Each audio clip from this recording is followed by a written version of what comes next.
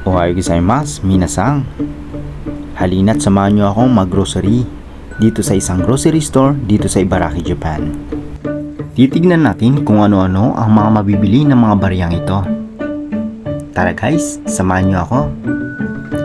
Mapapansin nyo dito sa isang grocery store na napuntahan ko, marami kayong pwedeng pagpilian kung anong gusto nyong bilihin. Ang unang mga bumungad sa akin guys, mga obento, mga ready to eat. Dito sa Japan, ito yung mga karaniwang madali ang pwede nyong bilhin. Pag nagmamadali na kayo, natamad kayo magluto, meron dyang mga onigiri, iba't ibang mga flavor yan. Tara guys, magdako naman tayo dito sa kabila. Dito sa kabila, panay mga sushi world to. Mapapansin nyo, ang fresh ng sushi nila. Bumibili naman ako ng mga ito, pero karaniwan pag half price. Kasi pag hindi half price, ang mahal.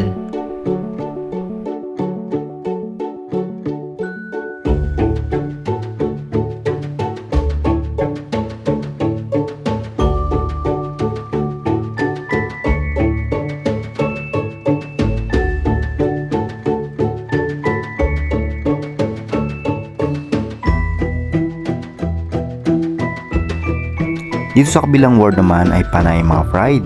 Makikita nyo dito fried pusit, mga fried chicken, mga ganon.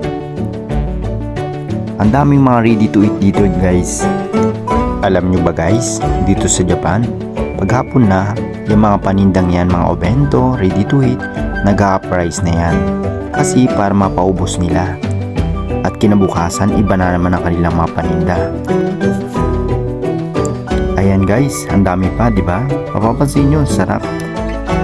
Ang problema nga lang, kulang tayo sa pera. Pero tiyaga lang, soon mabibili natin yung mga yan. Itong mga to parang chicken curry. Di ba guys? At meron din silang mga spaghetti dito guys. Tara guys, lakad-lakad muna tayo at ito pa lang nabili natin.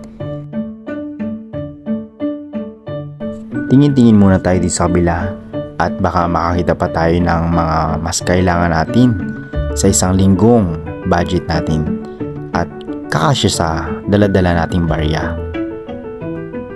Ito mga to ready to fried, mga frozen food. Marami kayong pagpipilian dito guys. Ito pwede nyong i-stock to sa mga refs nyo. May mga paninda rin pala silang mga flowers dito. Kung sakaling nandito lang sana yung partner ko, bibigyan ko siya dito lagi ng ganito. Bibilihan ko siya.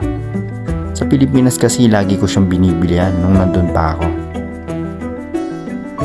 Ayun, ngayon tingin-tingin na lang muna tayo.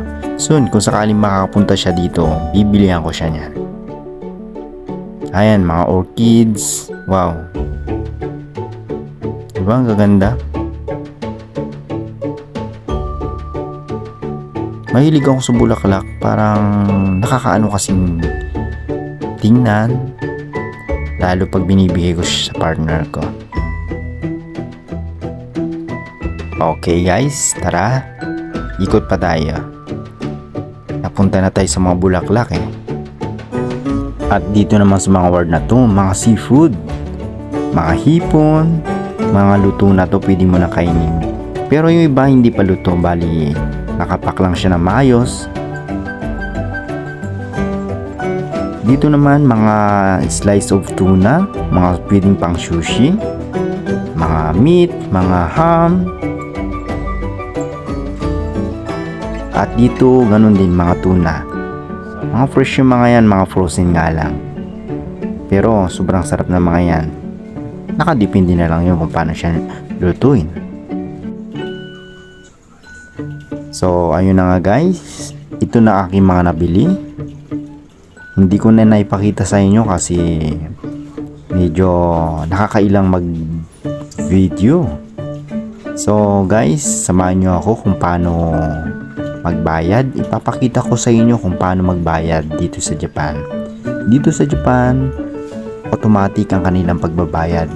Kung ikukumpira mo sa Pilipinas, malayong malayo. Bali, ang dala natin dito ay mga barya, guys. So, ayun, pipila na tayo, guys. Siya nga pala, yan ang counter nila, mga cashier counter. So, ito na nga, guys, ilalaglag na natin ang mga barya. Pag mga coins, dito nyo ilalaglag. Bali, yung machine na magka-count kung magkano ang nilaglag mong barya. So, ayun na nga, guys, kulang tayo ng 10. Tara guys, kain muna tayo. Mata na.